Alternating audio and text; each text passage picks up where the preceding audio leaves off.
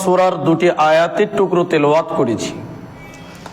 হাদিসে নববী থেকে একটি হাদিস পাঠ করেছি। উল্লেখিত আয়াত এবং হাদিসকে কেন্দ্রবিন্দুর মধ্যে রেখে সংক্ষিপ্ত জুমার খুতবা ইতি করব ইনশাআল্লাহুল আজিজ। আলাইহি তাওয়াক্কালতু ওয়া ইলাইহি উনীব। আমরা বর্তমান শাবান মাসে অবস্থান করছি। এরপরে আমাদের আসবে রমাদান মাস। আমরা শাবান সম্পর্কে এর পরের জুম্মা থেকে ধারাবাহিক আলোচনা করার চেষ্টা করব ইনশাআল্লাহ। আজকে জুমার খুতবায় আলোচ্য বিষয় হলো গীবাত, পরনিন্দা, পরচর্চা করা। পরনিন্দা, পরচর্চা, গীবাত সম্পর্কে কয়েকটি পয়েন্ট পেশ করার চেষ্টা করব, 8-10টি পয়েন্ট, তাহলে বুঝতে সুবিধা হবে। জবান একটি আল্লাহ তাআলার দেওয়া নিয়ামত। আল্লাহ তাআলার যত নিয়ামত রয়েছে তার মধ্যে জবান একটা গুরুত্বপূর্ণ নিয়ামত। সেই জবানের হিফাজত করবে কে বা কারি কে? যে কথা বলার সময় অনেক চিন্তা ভাবনা করে বলে, সে তার নিজের জবানকে হিফাজত করতে পারবে। আল্লাহর দেওয়া নিয়ামত জবানকে সে সংরক্ষণ করতে পারবে। যে কথা বলার সময় চিন্তা ভাবনা করে বলে যে আমি যেটা বলতে যাচ্ছি কথাটা ঠিক না ভুল। যদি ভুল হয় তাহলে কথা পরিত্যাগ করবে, কথা আর বলবেই না, মুখেই আনবে না। এরপরে যদি মনে করে চিন্তা ভাবনা করে ভাবে যে আমি যেটা বলবো কথাটা ঠিক, এরপরেও সে বলবে না যতক্ষণ পর্যন্ত সে এটা বুঝতে না পারে যে এই কথাটা এখন বলা ঠিক হবে কিনা। কথা ঠিক, কিন্তু পরিবেশের সঙ্গে কথাটা মান হচ্ছে কিনা, বা এই পজিশনে কথাটা বলা উচিত হবে কিনা। এই 3টি পয়েন্ট যদি আপনি মাথায় রাখতে পারেন, আমরা যদি মাথায় নিয়ে যদি এই 3টি কথাকে স্মরণ করে যদি কথা বলি, ইনশাআল্লাহ আমরা জবানের যথাযথ হিফাজত করতে পারবো বলে আশাবাদী ইনশাআল্লাহ। তাহলে কথা বলার সময় যারা ভাবনা চিন্তা করে যে আমি যা বলতে চাচ্ছি তা ঠিক না ভুল, ভুল হলে তো বলাই যাবে না, এ একজন হলো সতর্ককারী, নিজের জবানকে হেফাজতকারী বলে গণ্য হবে। 2, কথা ঠিক, এরপরও ভাবনা চিন্তা করে যে এই কথাটা ঠিক কিন্তু এখন বলা যাবে কিনা, পরিবেশটা আমার এই কথার সঙ্গে মিল খাচ্ছে কিনা।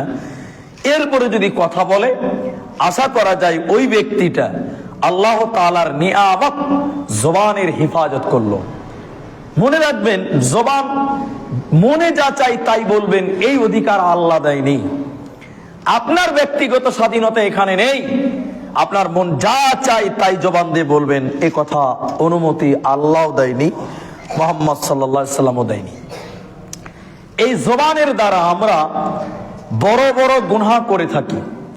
অনেক বড় বড় পাপ জবানের দ্বারাই হয়। আমরা সেগুলো যদি সব বলতে যাই তো সময় হবে না। তার মধ্যে জবানের দ্বারা যতগুলি পাপ আমাদের হয়, তার মধ্যে উল্লেখযোগ্য পাপের নাম হলো গীবাত করা, পরনিন্দা করা, পরচর্চা করা। এটা একটা জঘন্য পাপ, বড় পাপ। এই জন্য জবানের দ্বারা এই গীবাত নামক মহা পাপ, ঘৃণিত পাপ থেকে আমরা বেঁচে থাকবো। আল্লাহ যেন আমাদের তৌফিক দান করেন, আমরা বলি আমিন। গীবাত কাকে বলে?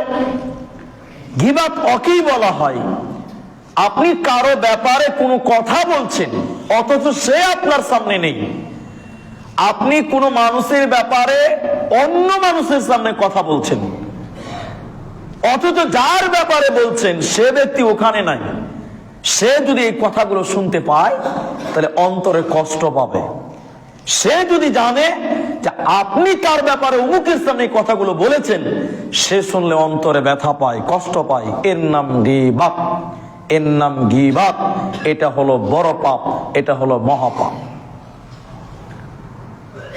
অথবা এমনও হতে পারে আপনি এমন লোকের সামনে এমন কথা বলছেন, আমার ব্যাপারে আপনি আরেকজনের সামনে এমন কথা বলছেন, আমি শুনলে কষ্ট পাবো, এটা হলো গীবাত। কিন্তু আমার ব্যাপারে আরেকজনের সামনে এমন কথা বলছেন অথচ ওই পাপ আমি করিনি বা ওই রকম অপরাধী আমি নয়, তাহলে আপনি হলেন মিথ্যুক, আপনি হলেন মিথ্যুক, আপনি হলেন অপবাদকারী, আপনি হলেন মিথ্যুক, আপনি হলেন অপবাদকারী, যাকে বলা হয় বহতান। এটা হলো ওই গীবাতের চাইতেও বড় পাপের একটা অংশ। অপবাদ দেওয়া, আমরা এর আগে অপবাদের ব্যাপারে বলেছি একদিন জুমাতে, 10টা কবিরা গুনাহ বলতে গিয়ে বলেছিলাম কারো ব্যাপারে মিথ্যা অপবাদ দেওয়া, মনে আছে হয়তো আপনাদের। তাহলে যদি আপনি আমার ব্যাপারে কারো সামনে এমন কোনো কথা বলছেন অথচ আমি সেটা করিনি বা আমি ওরকম মানুষ নই, তাহলে আপনি হলেন কাযযাব, মিথ্যুক, আপনি বেঈমান, এবং আপনি আমার ব্যাপারে মিথ্যা অপবাদ দিয়েছেন। এর জন্য এটা হলো বহতান, গীবাতের চাইতেও বড় পাপের দিকে আপনি চলে গেলেন। এই জন্য কারো অনুপস্থিতিতে কারো দোষ ত্রুটি উদ্ঘাটন করা যাবে না, কারো অনুপস্থিতিতে কারো নামে গীবাত করা যাবে না, পরনিন্দা করা যাবে না।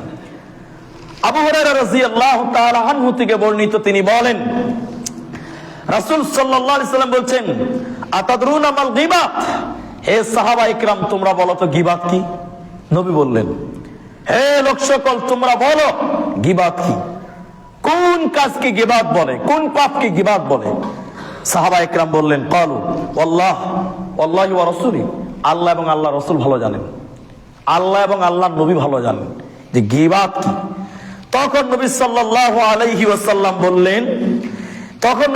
বললেন, তোমার ভাইয়ের অনুপস্থিতিতে, তোমার কোন ভাইয়ের অনুপস্থিতিতে তার ব্যাপারে এমন মন্তব্য করা যেটা শুনলে তোমার ভাই কষ্ট পায়, একে বলে হয় গীবাত, একেই বলা হয় গীবাত।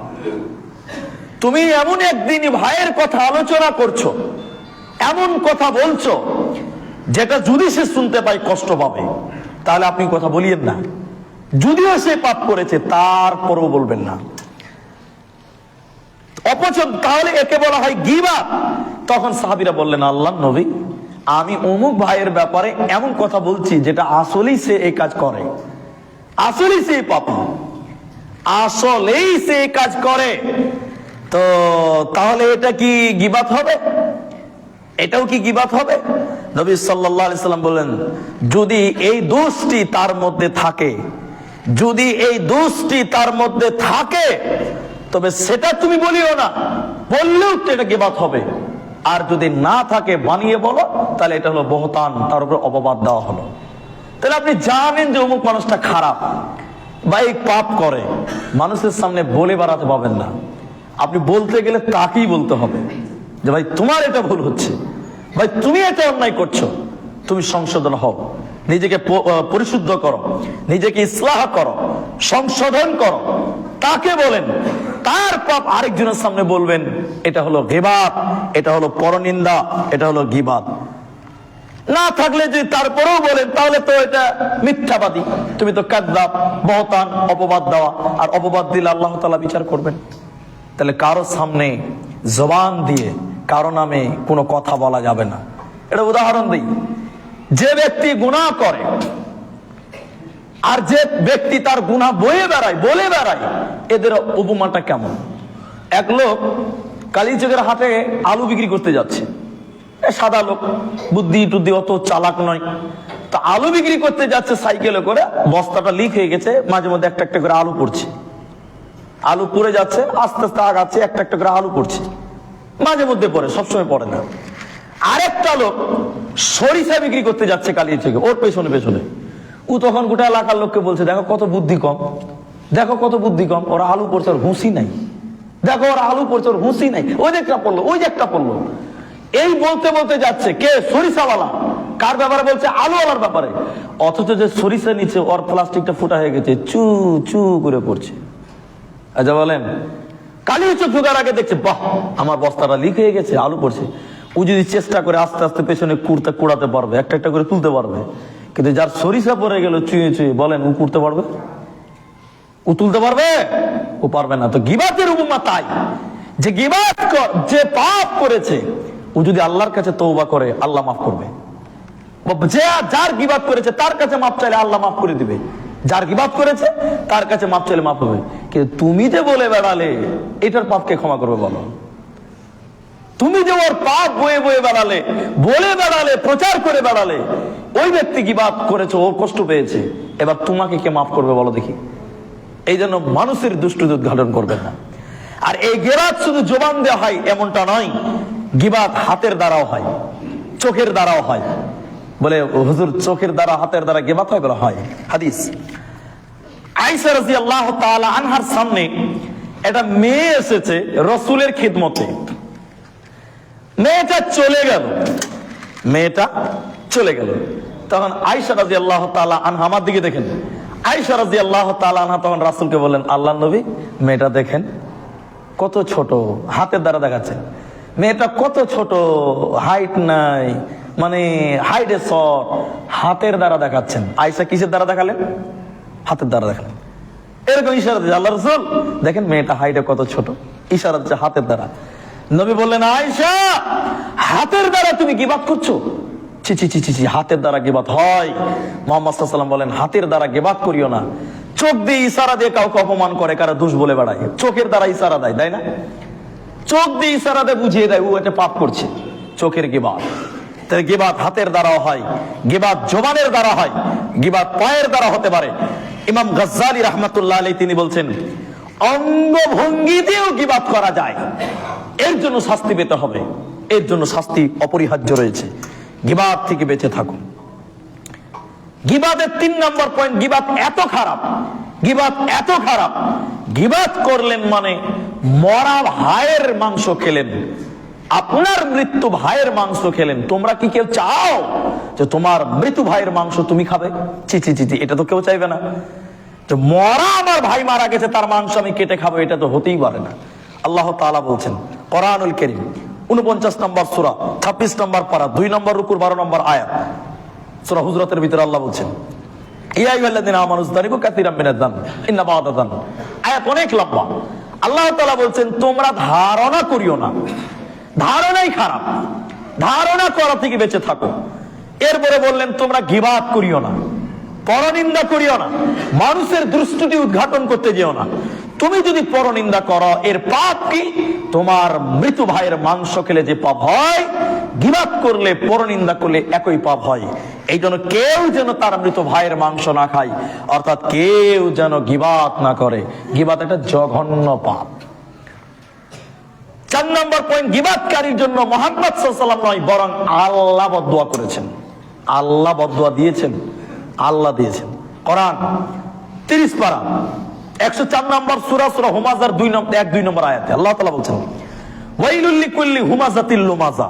আল্লাহ তাআলা বলছেন ধ্বংস ওই সমস্ত ব্যক্তির জন্য যারা সামনে নিন্দা করে, পেছনে পেছনে গীবাত করে, যারা সামনে খোটা দেয়, পেছনে পেছনে বদনাম করে বেড়ায়, মানুষের সামনে দুর্নাম করে বেড়ায়। আল্লাহ তাআলা বদদুয়া করলেন, আল্লাহ তাআলা বললেন ওরাই ধ্বংস যারা সামনে গীবাত করে, পেছনে নিন্দা করে, যারা সামনে নিন্দা করে, পেছনে গীবাত করে, এদের জন্য আল্লাহ তাআলা কোরআনে বললেন এরাই ধ্বংস হবে, এরাই ধ্বংস হবে, এরাই হুতামা নামক জাহান্নাম যাবে, এরাই ওয়াইল নামক জাহান্নাম যাবে। এই জন্য পৃথিবীতে আল্লাহ তার জন্য এই দোয়া করে গেছেন, দিয়েছেন, কোরআনে বদদুয়া দিয়েছেন। আশা করা যায় সেই ব্যক্তি ধ্বংস হবেই হবে যদি সে গীবাত করে, মানুষকে খোটা দেয়। আপনি কোনো একদিন কোনো মানুষের উপকার করেছেন, তারপর আপনি খোটা দিচ্ছেন, হ্যাঁ আমি না দিলে তুই বাড়ি যেতে পারতি না, হ্যাঁ আমি দিলাম বলে তুই বাড়ি যেতে পারলি, বা আমি এটা দিলাম বলে তোর এটা হলো। দেওয়ার পরে যদি আপনি খোটা দেন আর উজু কষ্ট পায়, এই লোকের জন্য বদদুয়া আল্লাহ দিয়েছেন। আর যে ব্যক্তি মানুষের বদনাম করে বেড়ায়, গীবাত করে বেড়ায়, পরনিন্দা করে বেড়ায়, আল্লাহ তাআলা তার জন্য বলেছেন এরাই ধ্বংস হবে, এরাই ধ্বংস হবে। মুহাম্মদ সাল্লাল্লাহু আলাইহি ওয়াসাল্লাম বললেন গীবাত থেকে তোমরা বেঁচে থাকো, বড় পাপ। এরপরে রাসূল সাল্লাল্লাহু আলাইহি ওয়াসাল্লাম 5 নম্বর, গীবাত থেকে বাঁচার জন্য নবী সাল্লাল্লাহু আলাইহি ওয়াসাল্লাম কঠোর আদেশ করেছেন। গীবাত থেকে বাঁচার জন্য রাসূল সাল্লাল্লাহু আলাইহি ওয়াসাল্লাম অনেক কঠিন ভাবে বলেছেন। রাবি আবু বারজা আসলামী রাদিয়াল্লাহু তাআলা আনহু থেকে বর্ণিত, রাসূল সাল্লাল্লাহু আলাইহি ওয়াসাল্লাম বললেন, হে লোক সকল যারা ঈমান এনেছো জবানে, অন্তরে তোমাদের ঈমান পৌঁছেনি। যারা ঈমান এনেছো জবানে, অন্তরে তোমাদের ঈমান পৌঁছেনি। দুর্বল ঈমানদার, তোমাদের মুখে ঈমান, অন্তরে ঈমান নেই। আল্লাহ তাআলার নবী তাদের ব্যাপারে বললেন, তোমরা শোনো, খবরদার মুসলিমদের গীবাত করবে না।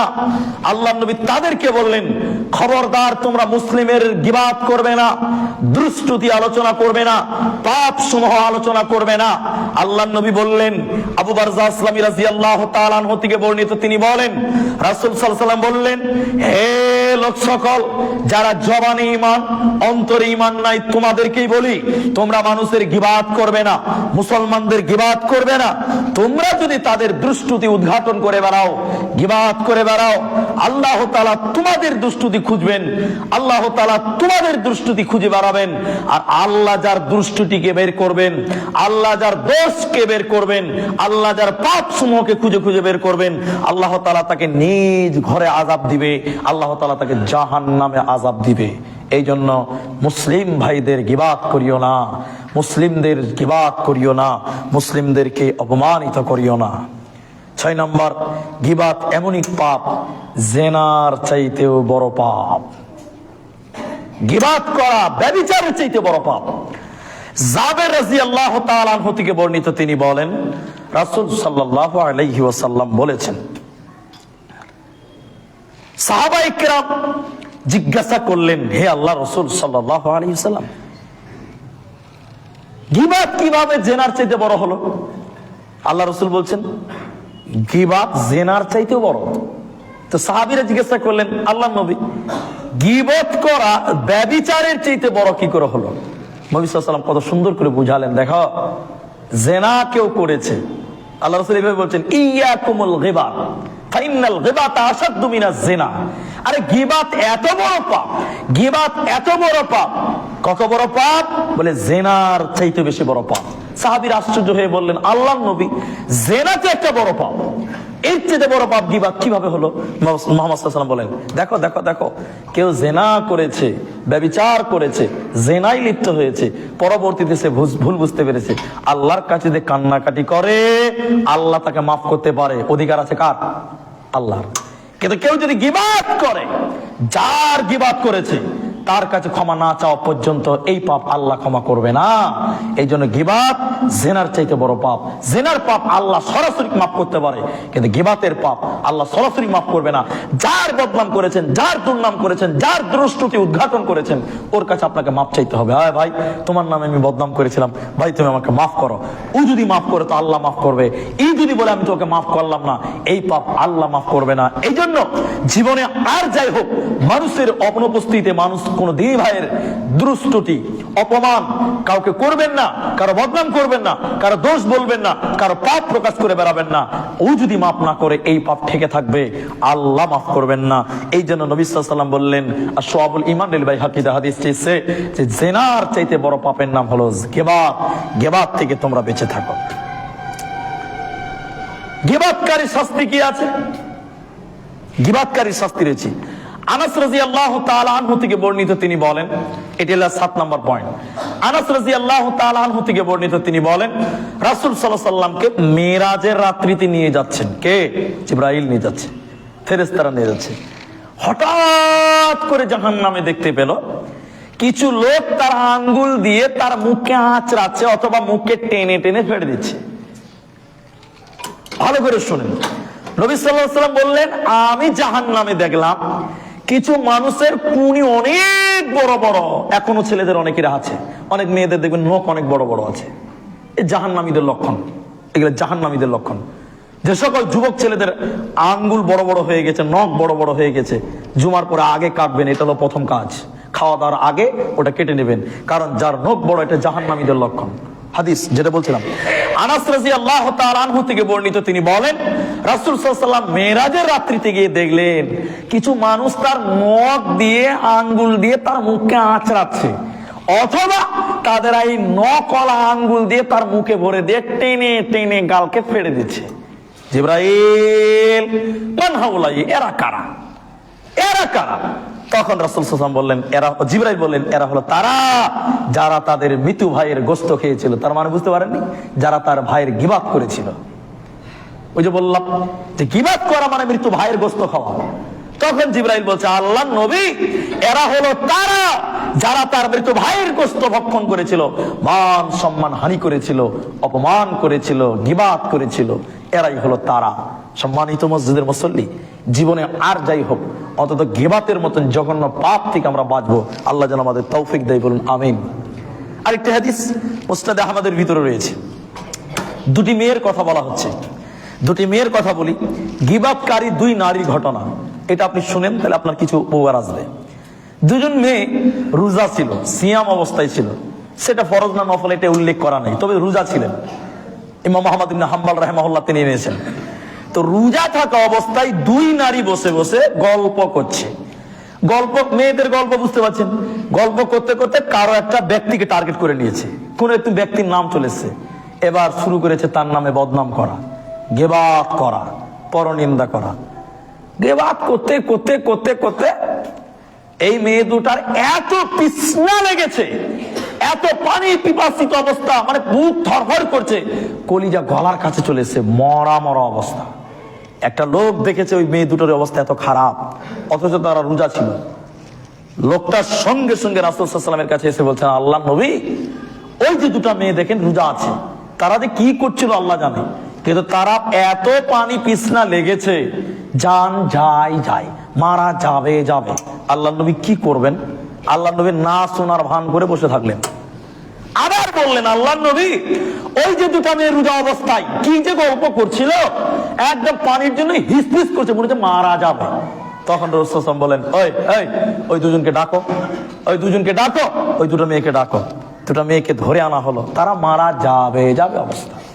নবীজি বললেন, একটা পাত্র নিয়ে এসো, একটা গামলা নিয়ে এসো, একটা প্লেট নিয়ে এসো। এক নম্বর মেয়েটাকে বললেন, তুমি এখানে বমি করো। মেয়েটা বমি করলো। বমি করার সঙ্গে সঙ্গে কি বার হলো? পচা রক্ত, হাড্ডি, মাংস, দুর্গন্ধ, পুঁছ বের হলো। গামলাটা অর্ধেক পরিপূর্ণ হয়ে গেল। আরেকটা মেয়েকে বলছে, তুমি এবার বমি করো। ওই দুই মেয়েটার ভিতরে ওই মেয়েটাও বমি করলো, বের হলো পচা রক্ত, বের হলো পচা পুঁজ, বের হলো হাড্ডি এবং মাংস। নবী সাল্লাল্লাহু আলাইহি ওয়াসাল্লাম তখন বললেন, এই দুটি মেয়ে রোজা ছিল, হালাল খায়নি, হারাম খেয়েছিল, তার মৃত ভাইয়ের মাংস রক্ত খেয়েছে, দেখো তা বের হয়ে গেছে। তার মানে রোজা অবস্থায় ওই যে গীবাত করেছে, আর গীবাত করা মানে মৃত ভাইয়ের মাংস হাড্ডি খাওয়া। এ দেখেন, বমি করেছে, মাংস এবং হাড্ডি পেয়েছেন। ইমাম আহমদ ইবনে হাম্বল রাহিমাহুল্লাহ স্পষ্ট করে এভাবে বর্ণনা করেছেন। সম্মানিত মসজিদের মুসল্লি, যে এই জন্য গীবাত করা মানে মৃত ভাইয়ের মাংস খাওয়া, রক্ত খাওয়া, পুঁজ খাওয়া। এই পাপ থেকে আপনাকে আমাকে অবশ্যই বেঁচে থাকতে হবে। 9 নম্বর যেটা বললাম, 8 নম্বর হলো, 9 নম্বরটা এবার শুনেন। 9 নম্বর হলো সুদ একটা পাপ। সুদের 70টার উপরে স্তর আছে। মুহাম্মদ সাল্লাল্লাহু আলাইহি ওয়াসাল্লাম বললেন, সবচেয়ে নিচু স্তর হলো নিজের মাকে বিবাহ করা, মায়ের সঙ্গে জেনা করা। সবচেয়ে বড় হলো কোনো ভাইকে অপমান করা, কোনো ভাইয়ের গীবাত করা, কোনো ভাইয়ের দুর্নাম করা। এটা সুদ। মানুষের গীবাত করা, পরনিন্দা করা, এটা সুদ। মানুষের গীবাত করা, মানুষের পরনিন্দা করা, এটা হলো সুদ। শুআবুল ঈমান 5522 নম্বর হাদিস। আল্লাহ রাসূল সাল্লাল্লাহু আলাইহি ওয়াসাল্লাম এভাবে বললেন। তাহলে সবচেয়ে বড় সুদ কোনটা? মানুষকে অপমান করা, মানুষকে বেজ্জত করা, মানুষের গীবাত করা। আজকের আলোচনায় এখানে সমাপ্তি দেওয়ার আগে আরেকটি পয়েন্ট খালি বলে দিব, গীবাত করলে কবরে আযাব হয়, এটা মনে রাখবেন। এটাই চূড়ান্ত কথা আজকের আলোচনায়। গীবাত করলে কবরে আযাব হয়। জাবের রাদিয়াল্লাহু তাআলা আনহু থেকে বর্ণিত আছে, রাসূল সাল্লাল্লাহু আলাইহি ওয়াসাল্লাম কোন একদিন দুটি কবরের সামনে দিয়ে যাচ্ছিলেন, মনে আছে আপনাদের হাদিস? কবরের সামনে দিয়ে যাচ্ছিলেন, হঠাৎ করে রাসূল বললেন, এই দুটি কবরে আযাব হচ্ছে। নবী সাল্লাল্লাহু আলাইহি ওয়াসাল্লাম বললেন, এই দুটি কবরে আযাব হচ্ছে। সাহাবায়ে কেরাম, তোমরা কি জানো এই কবরে আযাব হচ্ছে কেন? তোমরা কি জানো এই কবরে আযাব হচ্ছে কেন? না, আমরা তো তা জানি না। নবী বললেন, বিরাট বড় পাপ। বলে, না, অত বড় পাপ না, ছোট ছোট পাপ। একজন ভাই পরনিন্দা করতো, চুগলখোর, গ্রামে এর কথা ওর কাছে বলতো, ওর কথা এর কাছে বলতো, পরের দুর্নাম করে বেড়াতো, ঝামেলা লাগিয়ে বেড়াতো, গীবাতকারী, চুগলখোর।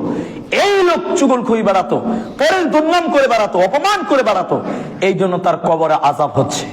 আর দ্বিতীয় নম্বরটা, পেশাব করার পর ভালো করে পেশাব পবিত্রতা অর্জন করতো না, পানি নিত না, পবিত্রতা অর্জন করতো না। এই জন্য যুবক ছেলেরা যেখানে সেখানে দাঁড়িয়ে পেশাব করবেন না, পানি দিবেন, প্রয়োজনে পানি মেন, পানি না থাকলে মাটি ঢিলা যা আছে, টিস্যু যা আছে, অন্য ব্যবস্থা, আগে পানি। যদি গীবাত করেন, পরনিন্দা করেন, কবরে আযাব হবে। মুহাম্মদ সাল্লাল্লাহু আলাইহি ওয়াসাল্লাম হাদিসের শেষ বাক্যে বলছেন, তিনি খেজুরের ডাল কেটে কবরের উপরে গেড়ে দিলেন। এখন আপনাকেও গাড়তে হবে এরকম ব্যাপার নেই, আপনাকেও যে গাড়তে হবে এরকম কোনো ব্যাপার নেই। এটা একদিনের আমল, নবী সাল্লাল্লাহু আলাইহি ওয়াসাল্লাম সারা জীবনের আমল নয়। এবার দেখেন, রাসূল সাল্লাল্লাহু আলাইহি ওয়াসাল্লাম একটা খেজুরের ডাল কেটে গেড়ে দিলেন। নবী সাল্লাল্লাহু আলাইহি ওয়াসাল্লাম এর বলে বললেন, যতদিন ডালটা সজীব থাকবে, কাঁচা থাকবে, টাটকা থাকবে, অতদিন এর কবরে আযাব হালকা হবে। এই বলে রাসূল সাল্লাল্লাহু আলাইহি ওয়াসাল্লাম চলে গেলেন। এই জন্য সম্মানিত মসজিদের মুসল্লি, আর যাই করেন কারো পাপ বলে বেড়াবেন না। পাপ করেছে বলার প্রয়োজন তাকে বলেন, আপনি আমাকে বলেন। আমার ব্যাপারে চায়ের দোকানে আপনি বলেন মানে, আপনার ব্যাপারে আরেকজন চায়ের দোকানে গল্প করে বেড়াচ্ছে, দুর্নাম করে বেড়াচ্ছে, আপনি ভুলে গেছেন?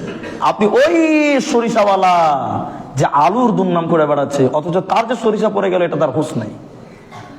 এই জন্য কোনোদিন কারো নাম ধরে যেখানে সেখানে গীবাত করবেন না। কাউকে পছন্দ হয়নি, কারো কাজ পছন্দ হলো না, অন্যায় করলো, বিনয়ের সঙ্গে তাকে যে বলবেন, আপনি নেকি পাবেন, এটা দাওয়াত, এটা নেকি পাবেন। এবার গীবাত করা যায় কত কত ক্ষেত্রে, এগুলো অনেক লম্বা আলোচনা, উসুল আছে, এগুলো বলতে গেলে অনেকক্ষণ লাগবে। আল্লাহ সুবহানাহু ওয়া তাআলা আমাদের এই পরনিন্দা পরচর্চা থেকে বেঁচে থাকার জন্য তৌফিক দান করেন, আমরা বলি আমিন। আল্লাহ তাআলার জাহান্নামে যারা থাকবেন তাদের